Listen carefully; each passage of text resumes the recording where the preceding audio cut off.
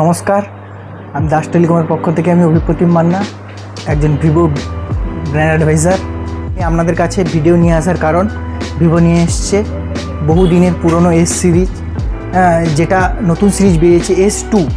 ভিভোর নতুন model S2 সম্পর্কে আমি আপনাদের কাছে কিছু ফিচার্স তুলে ধরতে চাই।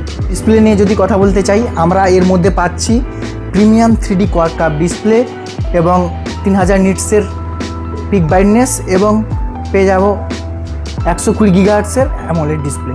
ক্যামেরা নিয়ে কথা বলতে গেলে এটিতে পেয়ে যাচ্ছেন 50 MP মেন ক্যামেরা, যা সনির IMX-এর 852 সেন্সার, যা নাইট ফটোগ্রাফি করতে হেল্প করবে।